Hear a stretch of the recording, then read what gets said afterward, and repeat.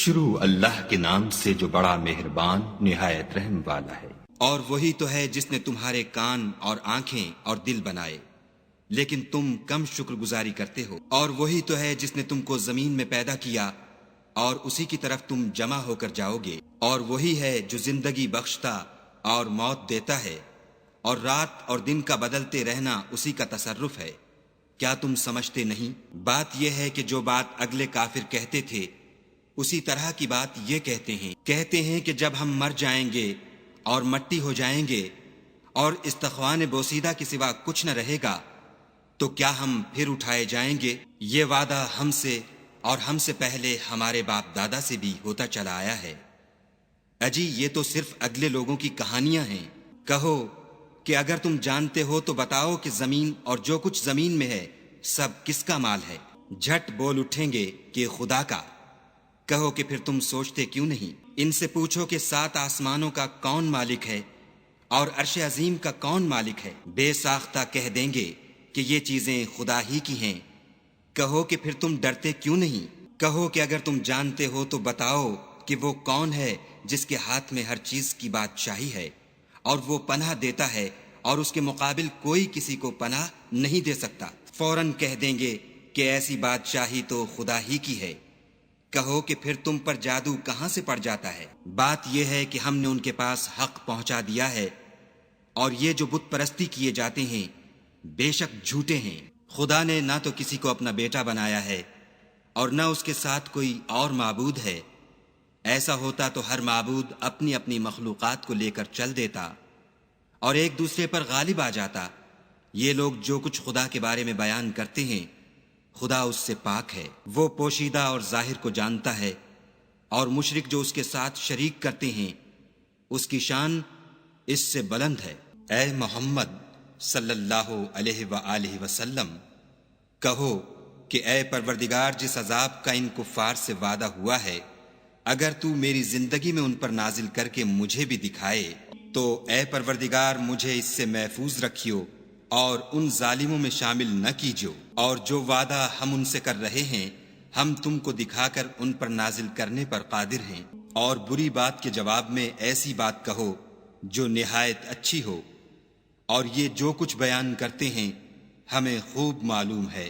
اور کہو کہ اے پروردگار، میں شیطانوں کے وسوسوں سے تیری پناہ مانگتا ہوں، اور اے پروردگار اس سے بھی تیری پناہ مانگتا ہوں کہ وہ میرے پاس آ موجود ہوں۔ یہ لوگ اسی طرح غفلت میں رہیں گے یہاں تک کہ جب ان میں سے کسی کے پاس موت آ جائے گی تو کہے گا کہ اے پروردگار مجھے پھر دنیا میں واپس بھیج دے تاکہ میں اس میں جسے چھوڑ آیا ہوں نیک کام کیا کروں۔ ہرگز نہیں، یہ ایک ایسی بات ہے کہ وہ اسے زبان سے کہہ رہا ہوگا اور اس کے ساتھ عمل نہیں ہوگا، اور ان کے پیچھے برزخ ہے جہاں وہ اس دن تک کہ دوبارہ اٹھائے جائیں گے رہیں گے۔ پھر جب سور پھونکا جائے گا تو نہ تو ان میں قرابتیں رہیں گی اور نہ ایک دوسرے کو پوچھیں گے۔ تو جن کے عملوں کے بوجھ بھاری ہوں گے وہ فلاح پانے والے ہیں، اور جن کے بوجھ ہلکے ہوں گے وہ لوگ ہیں جنہوں نے اپنے تئیں خسارے میں ڈالا، ہمیشہ دوزخ میں رہیں گے۔ آگ ان کے منہوں کو جھلس دے گی اور وہ اس میں تیوری چڑھائے ہوں گے۔ کیا تم کو میری آیتیں پڑھ کر سنائی جاتی تھیں؟ نہیں، تم ان کو سنتے تھے اور جھٹلاتے تھے۔ اے ہمارے پروردگار، ہم پر ہماری کم بختی غالب ہو گئی اور ہم رستے سے بھٹک گئے۔ اے پروردگار ہم کو اس میں سے نکال دے، اگر ہم پھر ایسے کام کریں تو ظالم ہوں گے۔ خدا فرمائے گا کہ اسی میں ذلت کے ساتھ پڑے رہو اور مجھ سے بات نہ کرو۔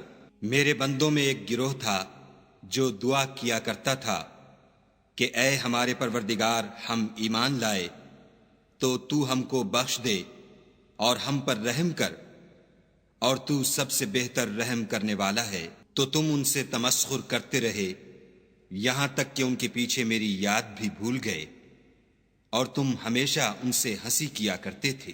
آج میں نے ان کو ان کے صبر کا بدلہ دیا کہ وہ کامیاب ہو گئے۔ خدا پوچھے گا کہ تم زمین میں کتنے برس رہے؟ وہ کہیں گے کہ ہم 1 روز یا 1 روز سے بھی کم رہے تھے، شمار کرنے والوں سے پوچھ لیجئے، خدا فرمائے گا کہ وہاں تم بہت ہی کم رہے، کاش تم جانتے ہوتے۔ کیا تم یہ خیال کرتے ہو کہ ہم نے تم کو بے فائدہ پیدا کیا ہے اور یہ کہ تم ہماری طرف لوٹ کر نہیں آؤ گے؟ تو خدا جو سچا بادشاہ ہے، اس کی شان اس سے اونچی ہے، اس کے سوا کوئی معبود نہیں، وہی عرش بزرگ کا مالک ہے۔